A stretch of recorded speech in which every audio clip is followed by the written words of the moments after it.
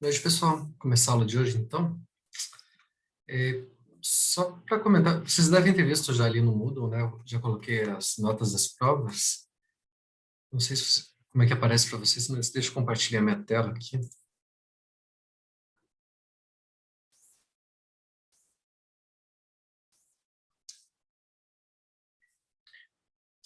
Quem não viu ainda, é só entrar aqui no link onde vocês fizeram a prova, que vai ter aí o resultado de cada um de vocês, as questões que acertaram, erraram, ou acertaram parcialmente. Se alguém tiver alguma dúvida aí em questão de nota, pode falar comigo aí no horário de atendimentos, tudo bem? Bom, então voltando aqui na nossa aula, a gente estava falando de funções contínuas na última aula, né? Só lembrando a definição de função contínua, a gente diz que uma função é contínua num certo ponto do domínio da função, se acontece o seguinte: se para todo epsilon positivo, existe um delta positivo, tal que para pontos aí, uma distância no máximo delta do ponto A, no domínio da função, a gente tem que a distância de fx até f de A é menor que epsilon, certo? Essa definição lembra muito a questão de limite de função num ponto. Não por acaso, né? A gente viu que essa definição que a gente deu para a continuidade da função num ponto é equivalente ao seguinte: a função f é contínua no ponto A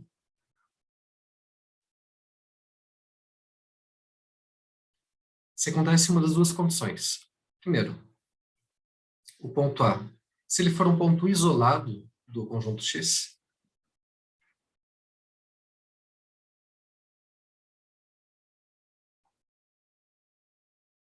então a função vai ser automaticamente contínua no conjunto X.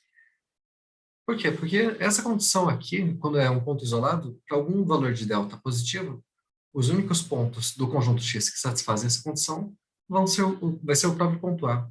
Então, essa condição da direita vai ser trivial, né? Vai ser imediata. Agora, a segunda condição é quando não é um ponto isolado, quando é um ponto de acumulação do conjunto.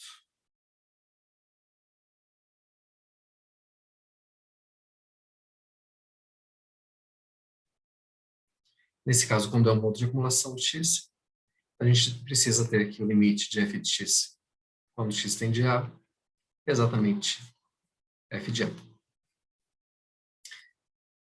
Então, o cálculo de limites em funções contínuas é uma coisa bem simples, né? É só substituir o valor de x aqui pelo a e acabou.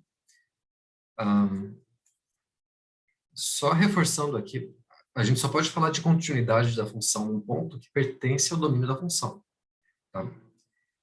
Quando a gente calcula limite, não precisa pertencer ao domínio da função, tem que ser um ponto de acumulação. Para continuidade, tem que estar no domínio.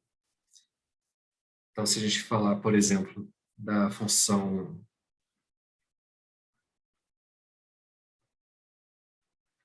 e outra coisa, a gente vai dizer que uma função é contínua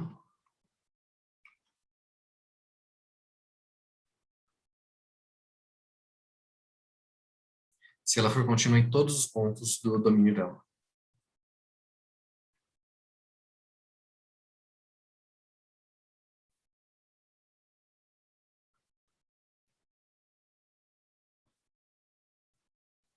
Então, se a gente pensar, por exemplo, na função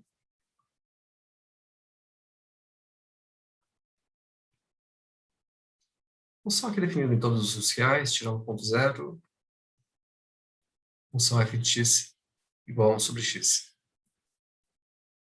Bom, o gráfico dessa função é uma coisa desse tipo aqui, né?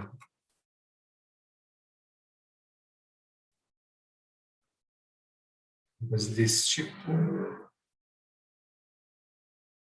assim. Essa função f, ela é contínua ou não?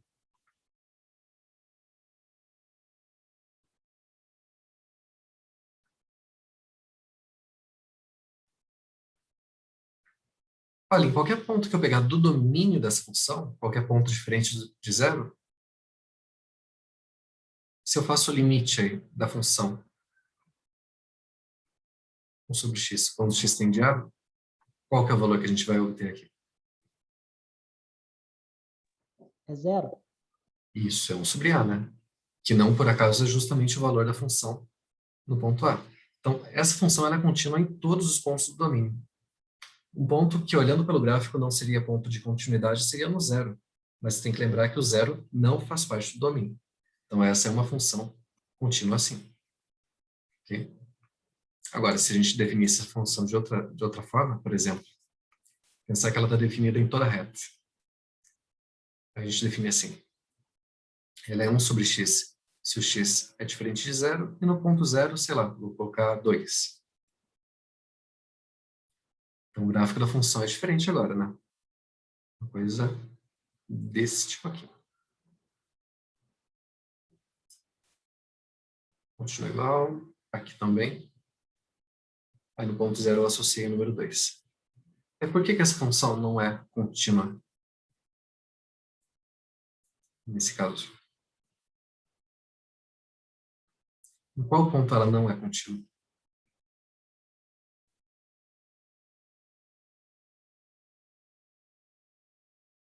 No zero, né?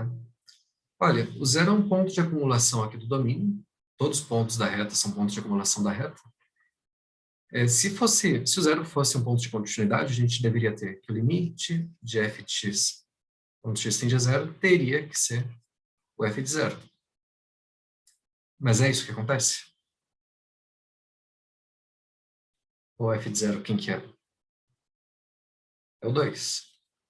E o limite de f de x quando x tende a zero, olha, pela direita, vai para mais infinito, pela esquerda, para menos, né? Então, esse limite, na verdade, não existe. Então, isso aqui não é verdade. Essa função não é contínua no ponto zero.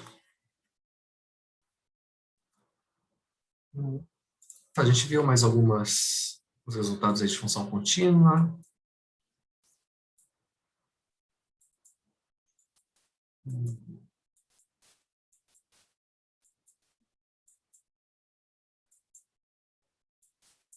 Questão da permanência do sinal, né? Se eu tenho duas funções contínuas aí e o valor de uma delas é maior que o valor da outra no ponto A, então, numa vizinhança de A, o valor da função G, que no caso é sempre maior que o da função A.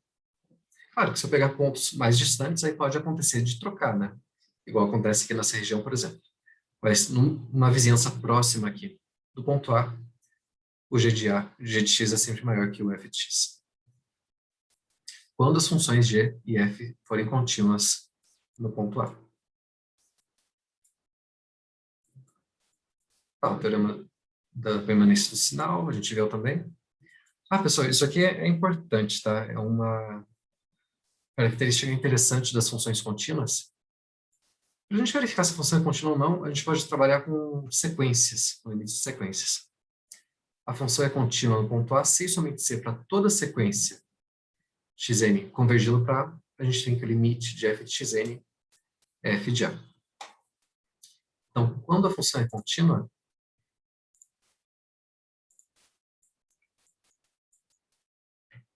a gente pode fazer o seguinte.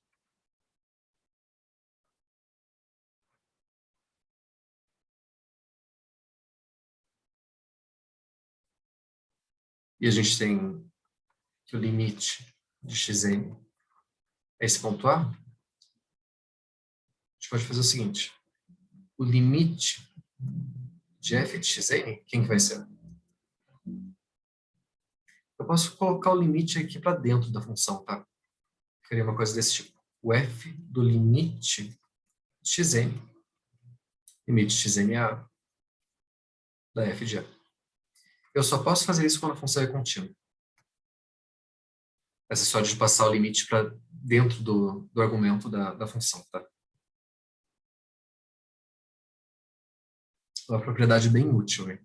A gente usa bastante.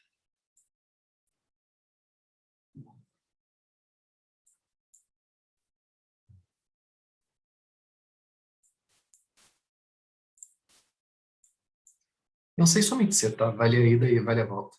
Se isso daqui valer para qualquer sequência de pontos convergindo para dentro do domínio da função, então a gente pode garantir que a função é contínua. A gente já mostrou isso na última aula também, né?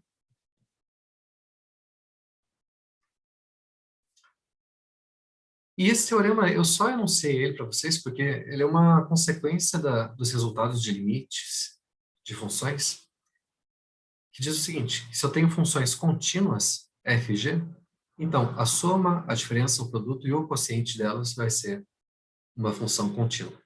O quociente, no caso, só está definido para quando a função g é diferente de zero, né? Só para fazer um esboço aqui da soma, por que que a soma de duas funções contínuas é contínua? Deixa eu colocar isso aqui numa proposição.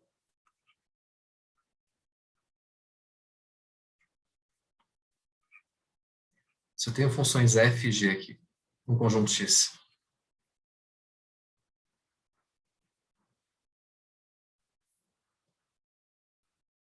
se as duas forem contínuas no ponto A, então a soma dessas duas funções,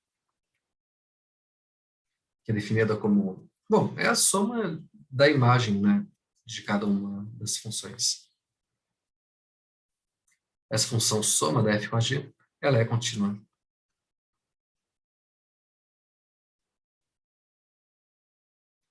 Não. Bom, como é que a gente mostra isso? A gente tem que considerar dois casos, né, para continuidade. Quando o ponto A é um ponto isolado ou quando ele é um ponto de acumulação do conjunto X. O primeiro caso, se o A é ponto isolado,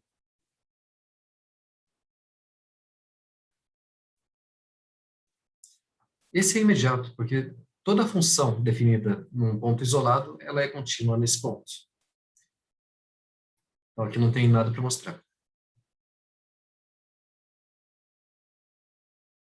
Qualquer função é contínua num ponto isolado do domínio dela. Agora, quando é ponto de acumulação,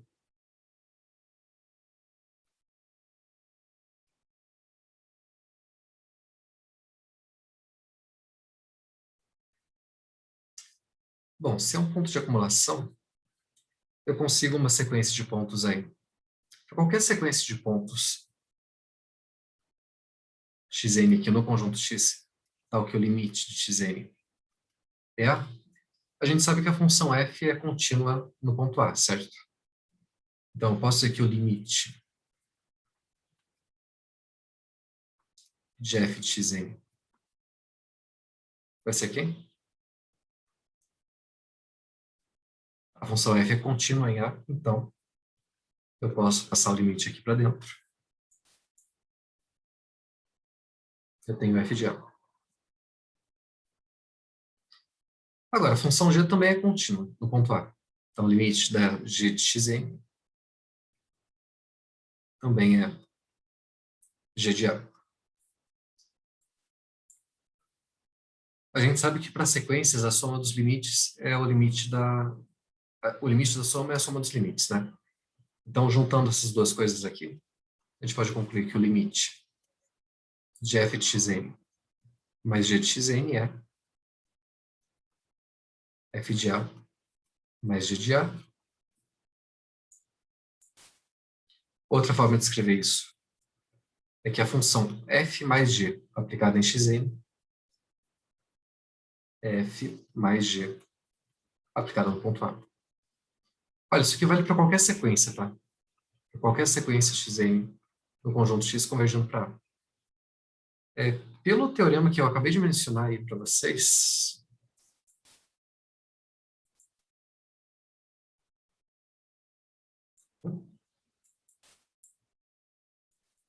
esse teorema 10.5, a função é contínua no ponto A sem somente C. Para toda a sequência convergindo para A, a gente tem que o limite de f de xn é f de A. E é justamente isso que a gente tem aqui, né? Para qualquer sequência no conjunto x convergindo para A, a gente tem que o limite dessa função f mais g em xn é justamente f de g no ponto A. Então, isso garante que a função f mais g é contínua em A. A mesma demonstração vocês podem usar para fazer, para concluir que a multiplicação, que a divisão, que a diferença de funções contínuas é contínua, tá? Só vai trocar a operação aqui. Em vez de eu pegar a soma, eu vou pegar a multiplicação, pelas propriedades dos limites vai valer a mesma coisa, enfim. ou pega menos aqui, por aí vai. Ok? Então, só para resumir, soma de funções contínuas é contínua, diferença também, produto também, quociente também. No quociente, só tem que tomar cuidado aí, que a função g, no ponto A, ela tem que ser diferente de zero, né? Para não ter uma divisão por zero aí.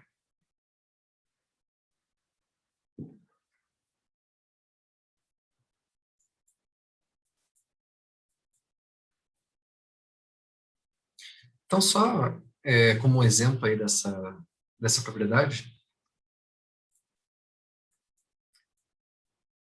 são exemplos importantes de funções contínuas, né? Primeiro, a gente já mostrou, eu acho que a função identidade, a função fx igual a x. Função aí que tem o reto, como gráfico, essa reta diagonal aqui, né? Essa aqui é uma função contínua, claramente.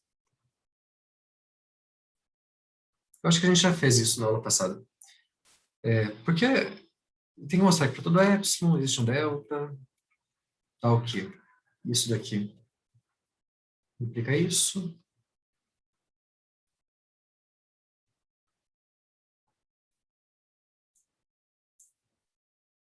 Agora, o f de x é o próprio x, o f de a vai ser o a, né? Então é só pegar o valor de delta aqui igual a epsilon e pronto, satisfaz aí a definição de continuidade em qualquer ponto A. Então tá, função f de x igual a x é contínua. Agora, se eu pensar na função...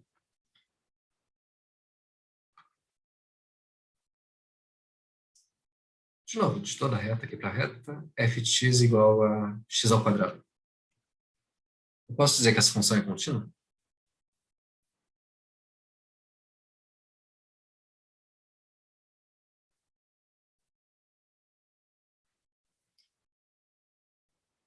Olha, essa função, eu posso escrever ela como x vezes x, né? Essa função f de x igual a x é contínua, essa função também é contínua, produto de duas contínuas é contínuo. Então, a função f de x igual a x ao quadrado, essa parábola aqui, também é uma função contínua.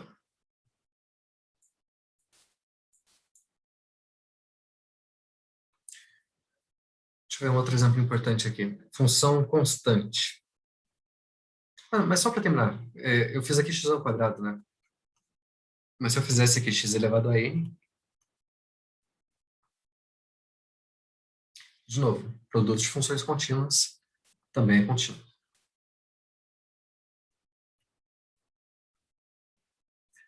É uma função constante agora.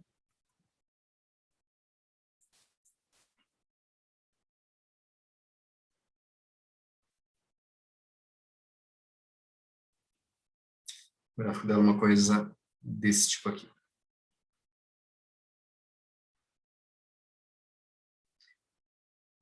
Essa função também é contínua, né? Olha, se pegar um ponto qualquer aqui da reta A, será que ele vai satisfazer a definição ali dos épsilons e deltas, etc? Será que é verdade que para todo épsilon existe um delta, tal que isso daqui implica isso?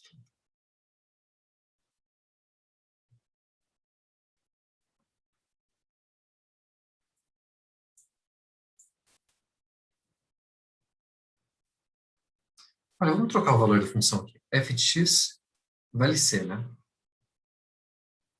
O f de a também vale c, a função é constante, ela vale c em qualquer ponto. Então, quando eu faço isso aqui, c menos c dá zero. Mas essa condição aqui, o epsilon ser positivo, já estava aqui, né? Então, não interessa o valor de x e a, que a distância que um tiver do outro, essa implicação sempre vai ser verdadeira. É aquela história de lógica, né? Isso aqui pode ser verdadeiro ou falso, a implicação vai ser verdadeira de qualquer jeito. Então, não me interessa o que acontece aqui. A parte aqui da direita já está satisfeita. Então, beleza. Qualquer função constante é contínua. O que mais? Juntando as coisas que a gente viu antes. Você vai pegar uma função do tipo uma constante vezes x elevado a n. Também, né? Contínua, contínua, produto de duas contínuas. Essa é uma função. Contínua também. Ou de uma forma mais geral ainda, uma função com essa cara aqui. A0 mais A1 vezes x, A2 x ao quadrado,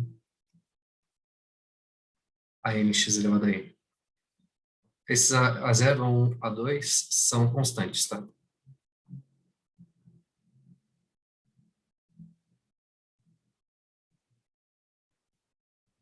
Cada uma dessas parcelas são funções contínuas. Soma de contínuas ainda é contínua, então. Qualquer função com essa cara aqui, isso que a gente chama de polinômio,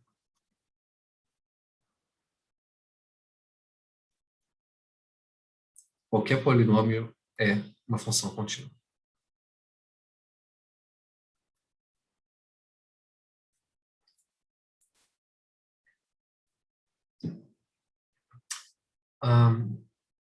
Pensando no quociente agora, se eu pegar dois polinômios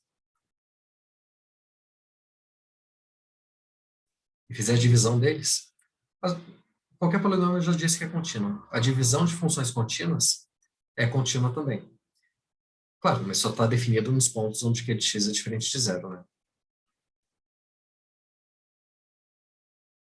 Então, essa função, ela é contínua em todos os pontos onde ela está definida.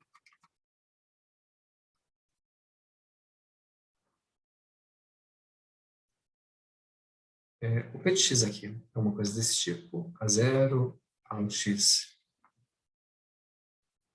a n x elevado a n, e o q de x é outro polinômio.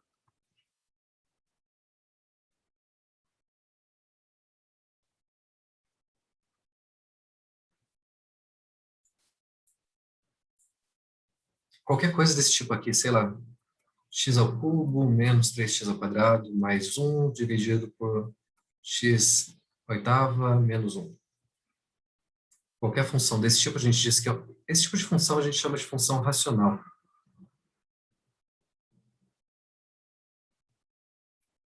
Porque é um quociente aí, né, de dois polinômios. Toda função racional é contínua. Bom, é função contínua.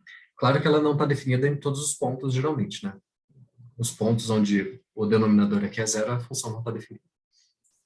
Mas ela é contínua em todos os pontos do domínio dela.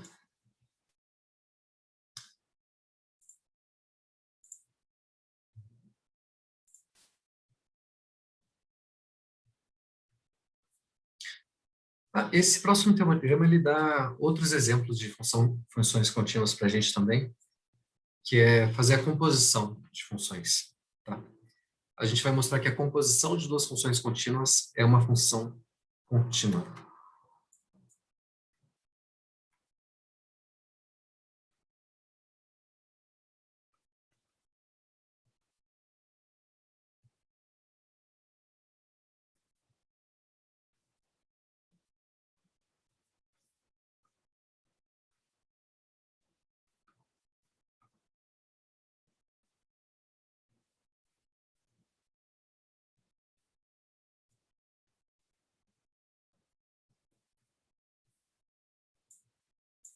Então, o que eu quero dizer é o seguinte: se eu tiver uma função f aqui, definida num certo conjunto x, indo para y, e ela é contínua no ponto A. O f de A eu vou chamar de, sei lá, B. E aí, nesse conjunto y tem uma outra função definida, a função g, Bom, quanto o domínio aqui da G pode ser qualquer coisa, vou colocar todos os reais aqui. E eu vou chamar a G de B de C. G de B. O B é F de A, então seria o G de F de A. Então, a gente tem essa composição aqui, né?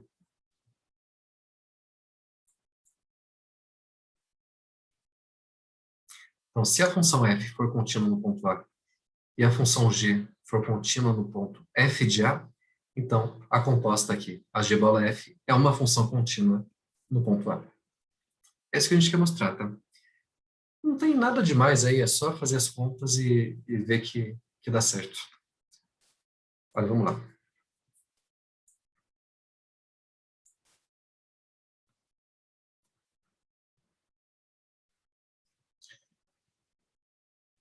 Vamos começar com a função g, tá? O que significa dizer que a função g é contínua no ponto B?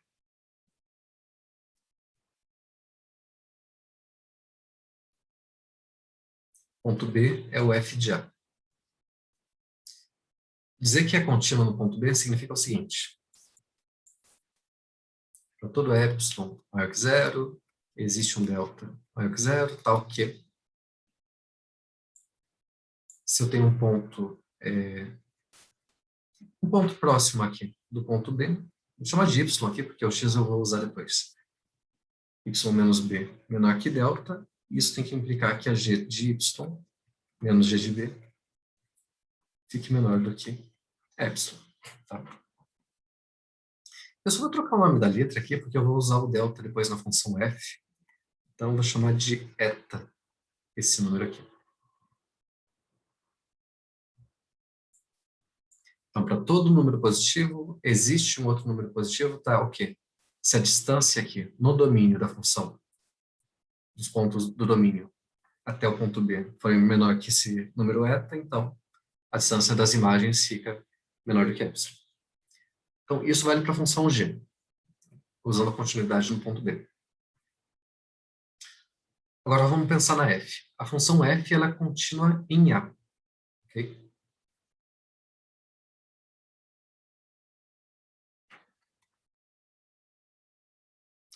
Então, de novo, para todo número positivo que eu fixar, existe um outro tal que vale essa implicação.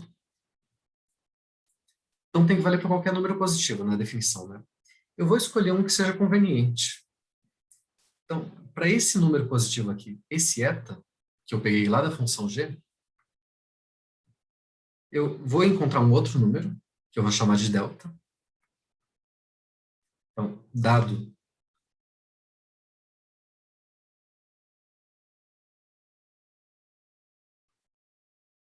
tomando eta maior que zero dessa parte aqui,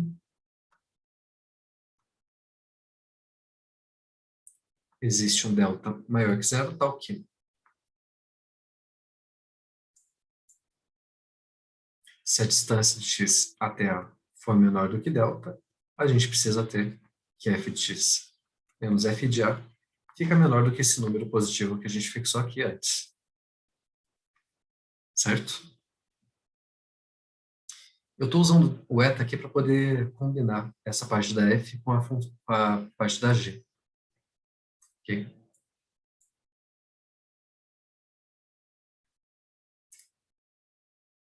Então, olha, só recapitulando aqui. Para a função g, para todo número positivo que eu fixar, existe um outro número positivo, tal que essa implicação é verdadeira. Aí eu fixei esse número positivo aqui, da função g. Eu vou usar ele para obter meu delta da função f. Fixando este número, eu consigo um outro, tal que essa implicação é verdadeira. Então, a gente está fazendo uma ligação entre as duas funções. Então, beleza, juntando tudo.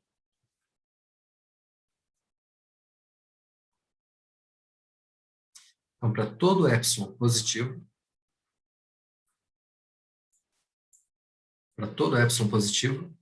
a gente consegue obter um delta positivo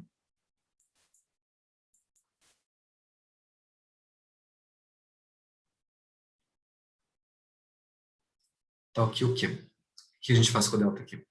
Se o x menos a é menor que delta, em módulo, a gente tem isso daqui, o f de x menos f de a é menor que eta.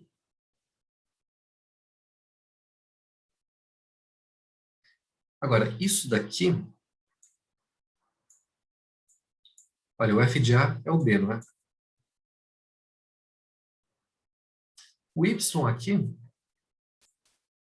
é um elemento aí do conjunto y. Então, em particular, se eu pegar imagens aí de elementos do conjunto x, se eu pegar qualquer ponto do tipo f de x, é um elemento de y. Então, eu vou trocar aqui o y por f de x. Que é o que a gente tem aqui, né? F de x menos f de a menor que eta.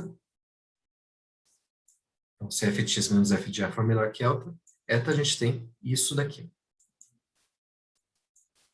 O g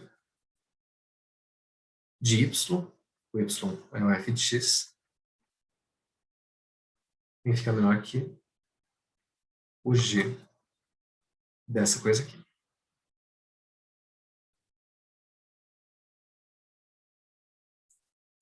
Isso tem que ficar menor do que epsilon.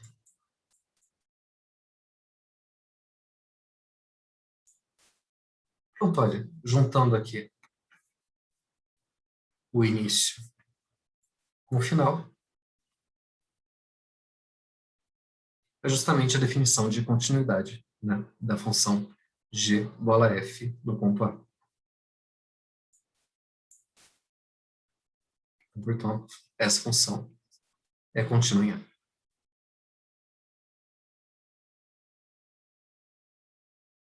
Então, sempre que eu fizer a composição de funções contínuas, eu ainda vou ter uma função contínua. Bom, tem vários outros exemplos de funções contínuas, tá, pessoal?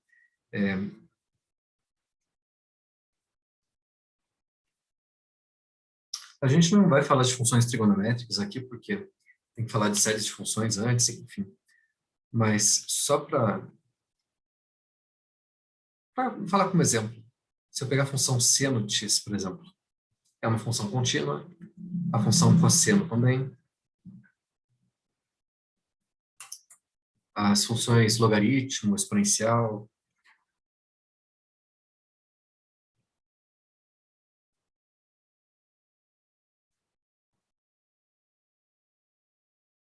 todas essas são funções contínuas.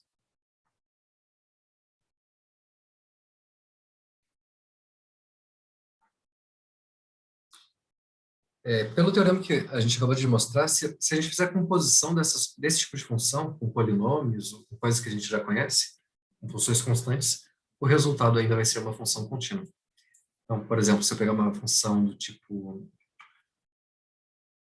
f de x é seno de e elevado a x menos 4 cosseno de x ao quadrado mais 10x. Isso é uma função contínua? Por quê? Porque aqui a gente tem uma composição de duas contínuas. Aqui também, o cosseno com x ao quadrado. Aqui é um polinômio. Aí a gente está fazendo a soma de funções contínuas. Então, são operações aí que preservam a continuidade das funções.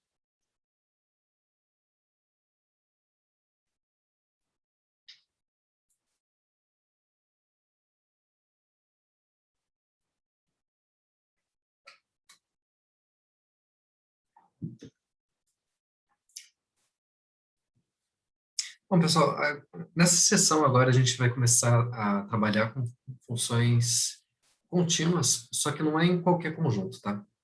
A gente vai estar interessado em trabalhar quando a função for contínua no intervalo, o domínio da função for no intervalo. Porque é o que acontece na prática, né? Geralmente a gente pensa que a função está definida de A até B, ou está definida em toda a reta, ou só para valores positivos ou só negativos. É difícil, na prática, a gente trabalhar com funções definidas em conjuntos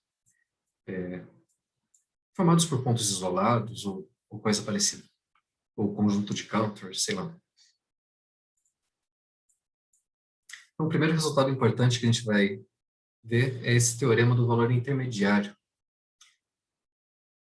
Esse teorema diz que se a função for definida aí no intervalo AB e for contínua, e, bom, digamos que o f de A seja menor que o f de B, igual está nessa figura aqui.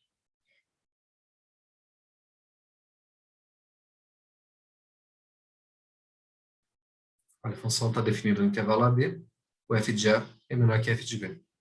Esse teorema ele me garante que a imagem da função ela tem que passar por todos os valores intermediários aqui, entre f de A e f de B. Quer dizer, se eu pegar qualquer ponto aqui, D, entre f de A e f de B, tem que existir pelo menos um ponto aí entre A e B, que eu vou chamar de C, tal que f de C seja igual a D. Isso só vale quando a função for contínua e quando o domínio dela for um intervalo. A gente vai provar primeiro o caso quando o intervalo for um intervalo fechado e ilimitado.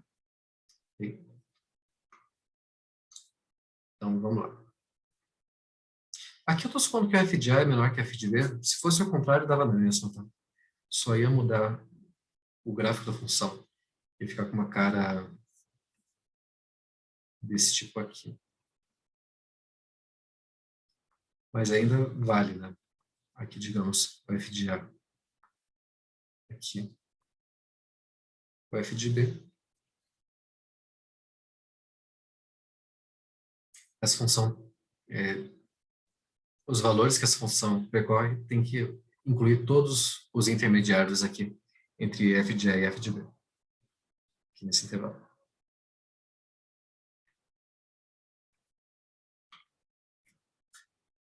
Bom, vamos ver se vai dar tempo de provar isso hoje.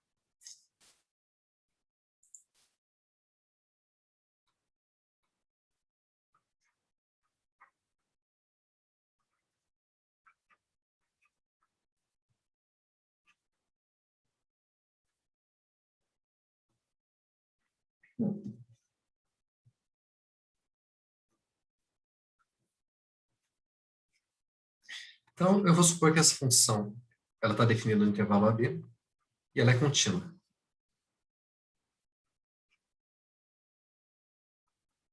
Eu vou supor que o f de A seja menor que o f de B.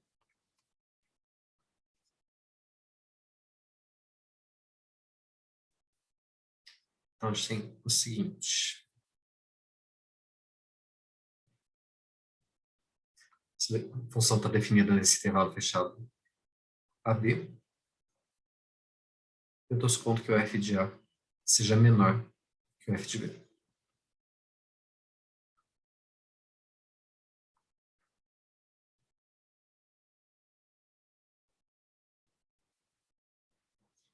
Então, esse teorema me garante que, para qualquer valor aqui, entre f de A e f de B, qualquer valor D, sempre vai existir pelo menos um ponto, C, entre A e B, tal que f de C seja exatamente o valor D. Então, só desenhar aqui um exemplo. Se o gráfico da função for uma coisa desse tipo, isso vale para qualquer D, né? Se eu pegar um outro D aqui, por exemplo, tem pelo menos um valor aqui, entre A e B, tal que f aplicado nesse ponto, me dá esse valor.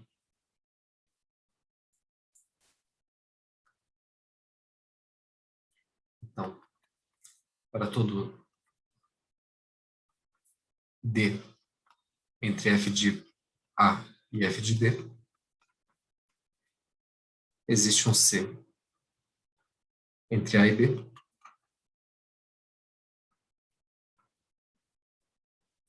tal que f de C é exatamente D.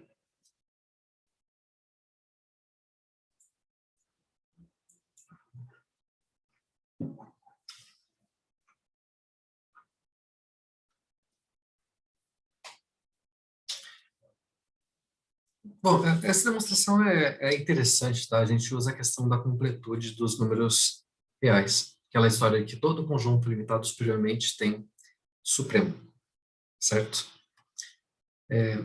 Que conjunto que a gente vai usar aí? A gente vai pensar em todos os pontos aqui do intervalo AB tal que o f de x seja estritamente menor do que d.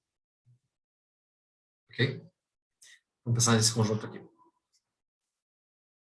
chamar de A o conjunto de todos os pontos entre A e B, tais que f de x seja estritamente menor do que d. Olha, esse é um conjunto que não é vazio, né? Porque, no mínimo, o f de a gente está supondo que é menor que d. Então, esse conjunto é não vazio, pois, no mínimo, a gente tem o ponto A aqui dentro desse conjunto. A gente está supondo que o f de A é menor que D, né? Então, A faz parte desse conjunto aí. O que mais que a gente sabe sobre ele? Bom, ele é um conjunto limitado superiormente, né? Qualquer ponto desse conjunto, ele não passa do B.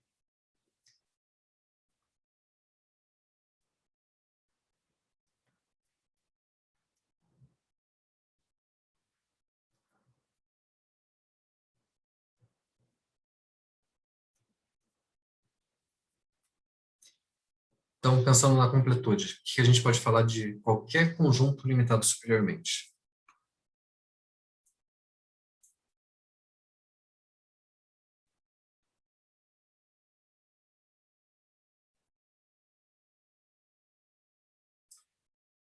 A definição de completude. Todo conjunto limitado superiormente tem que ter supremo, né? Então, existe um supremo aqui para esse conjunto A.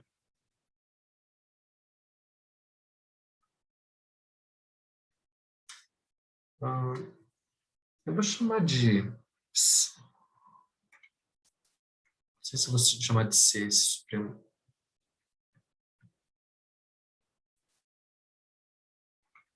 Tá, vou chamar de C o supremo desse conjunto A.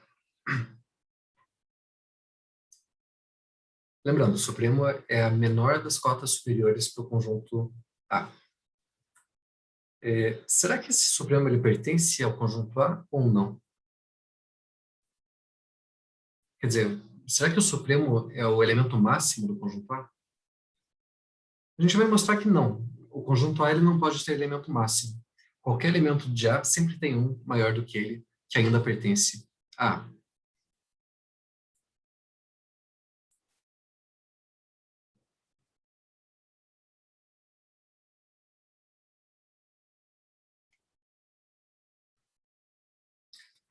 Olha, a gente vai mostrar que o C ele não pertence ao conjunto A. O A não tem elemento máximo.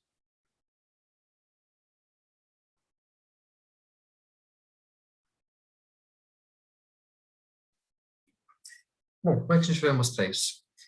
Eu tenho que mostrar que pegando qualquer elemento do conjunto A, a gente sempre consegue um maior do que ele ainda dentro do conjunto.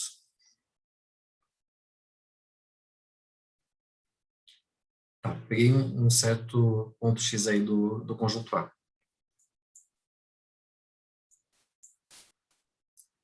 Então, se ele pertence ao conjunto A, eu sei que f de x é menor que d.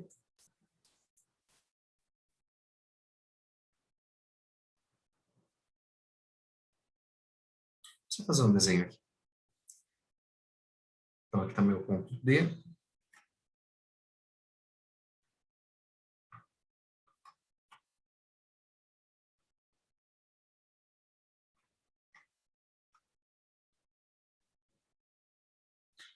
Aqui está meu ponto A. Aqui está meu ponto B.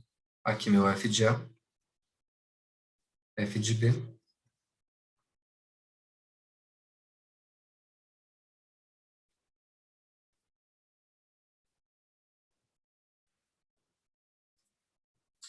Ah, e aqui está meu ponto D. Então, se eu peguei um ponto aí, um ponto X do conjunto A, quer dizer que o f de x tem que ficar menor do que o D, certo? Aqui está meu f de x. Esse ponto aqui. Eu tenho que usar a definição de continuidade, tá? Por épsilons e deltas. Vou fazer o seguinte. Eu vou chamar de epsilon justamente esse valor aqui. É um número positivo, né? Então, o D menos f de x.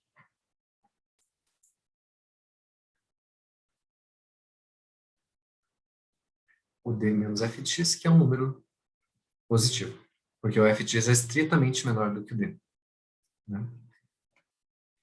Então, usando a definição de continuidade, eu sei que a função é contínua no ponto x. Então, dado um epsilon positivo, existe um delta, tal, que aquela implicação lá é verdadeira.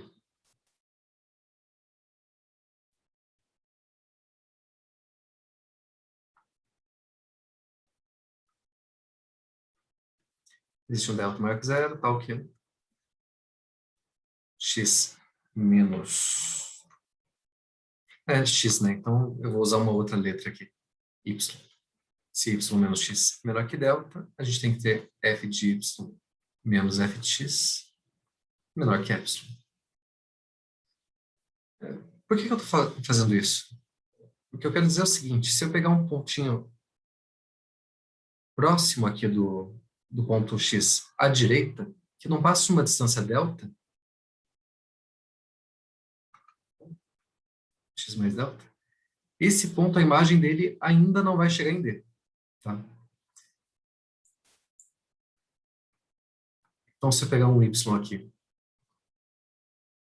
entre x e x mais delta, um pouquinho à direita, o valor de f de y não vai passar o ponto D, porque vai ser no máximo até f de x mais epsilon, que é...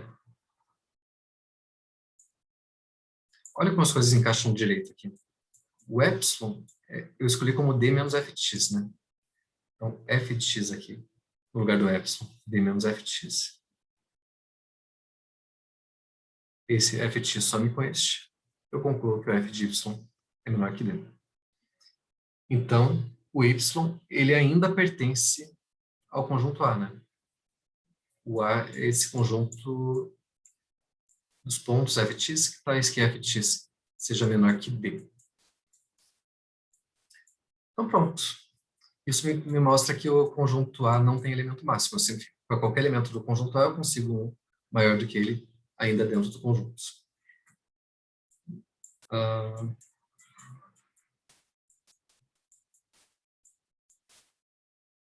Tudo bem, então esse conjunto não tem máximo. Agora, pela continuidade da função f do ponto C, a gente tem o seguinte. O ponto D, ele é um ponto do intervalo. Eu consigo uma sequência crescente aqui. Convergindo para o ponto D,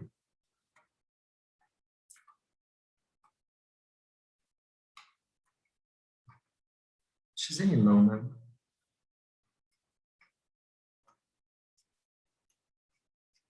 Chama de yn uma sequência.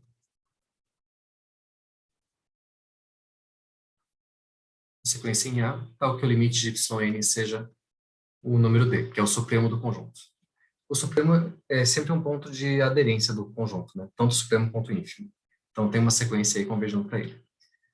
Essa sequência está em a função f é contínua, por causa daquele teorema que a gente mostrou antes. Eu posso aqui f do limite de yn é o limite de f de yn, que é limite, é o número D.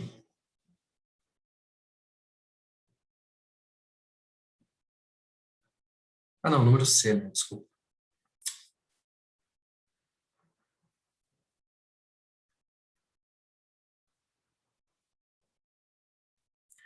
Agora, qualquer elemento aqui do conjunto A, quando a gente aplica a função, por definição, isso aqui é menor ou igual a D. Não, é estritamente menor que D, né? Então, se tem uma sequência de pontos aqui, todos eles menores que D, o que eu posso falar do limite dessa sequência? Vai ser menor que D também, ou igual.